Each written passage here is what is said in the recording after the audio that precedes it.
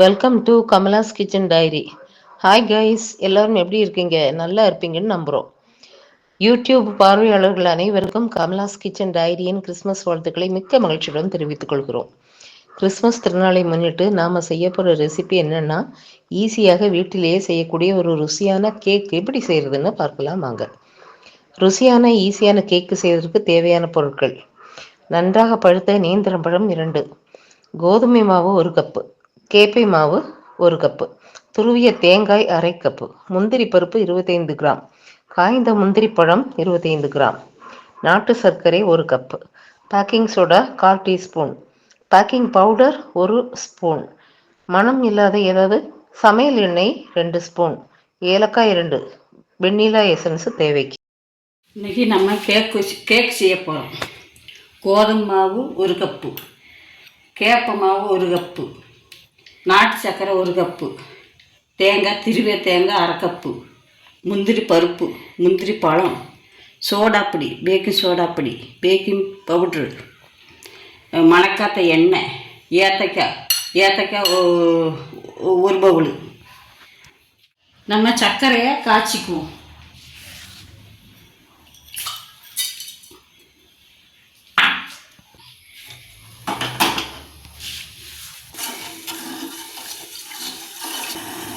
சர்க்கரை கொதிச்சுட்டு நம்ம ஆற வைப்போம்.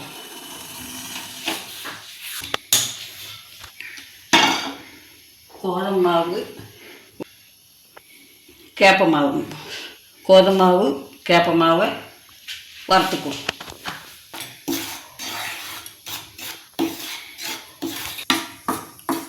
நல்லா வறுத்துட்டோம், மணம் வந்துட்டு எடுத்து ஆற வைப்போம்.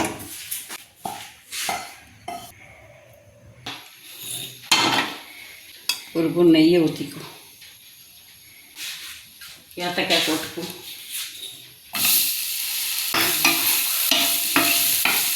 தேங்காய் போட்டுக்குவோம்.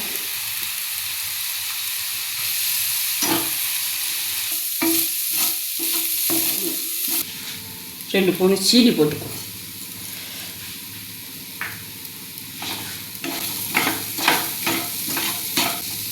முந்திரி பருப்பு போட்டுக்குவோம். முந்திரி பழம் போட்டுக்குவோம்.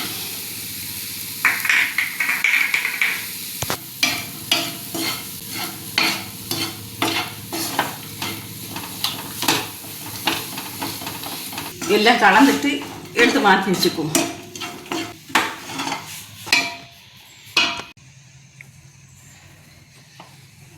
மாவு தணித்துட்டு மிக்சியில் போட்டுக்குவோம். பேக்கிங் சோடா பொடி 1/2 ஸ்பூனு, பேக்கிங் பவுட்ரு 1 ஸ்பூனு,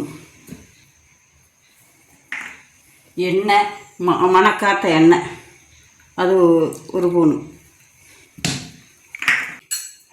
2 ஏலக்காய் இதை போடுறேன், வெண்ணிலா எசன்ஸு 1 ஸ்பூனு. இந்த காய்ச்சின சர்க்கரை நல்லா தணுத்துட்டு இதை ஊற்றி அரைச்சிக்குவோம். மிக்சியில் போட்டு அரைச்சிக்குவோம். குக்கரை வச்சுக்குவோம். சூடாகட்டும் குக்கர். இந்த இது வட்டம் வச்சுக்குவோம். ஒட்டாமல் இருக்கிறதுக்கு இந்த எண்ணெய் தடவிக்குவோம்.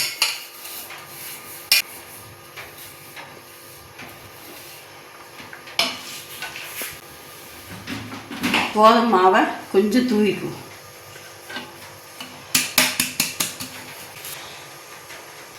ஏத்தக்காய் தேங்காய் இல்லை வறுத்ததை இதில் போட்டுக்குவோம்.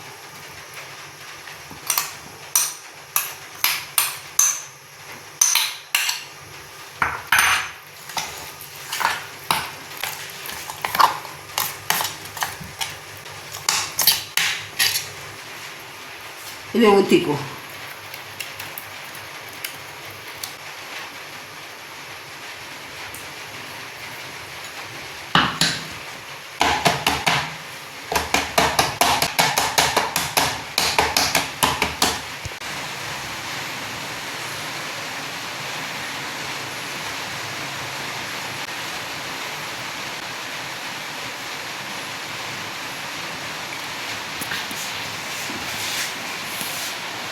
சட்டி சூடாகிட்டு இந்த உப்பு நம்ம இல்லை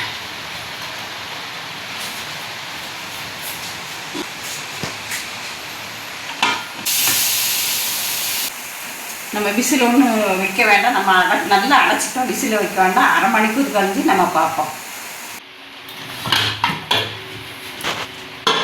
பாருங்க, ஒட்டவே இல்லை, நல்லா வெந்துட்டு. இறக்கிடுவோம்.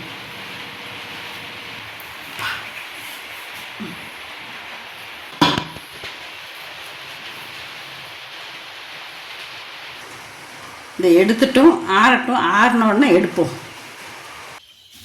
கேக்கு ஆறிட்டு நம்ம இல்லை மாற்றிக்குவோம்.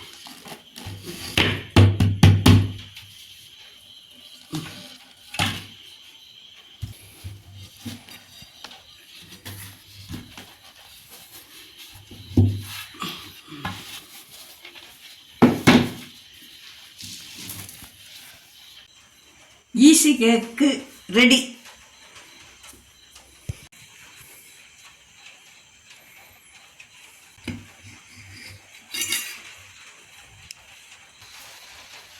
நல்ல பஞ்சியாக இருக்குவா.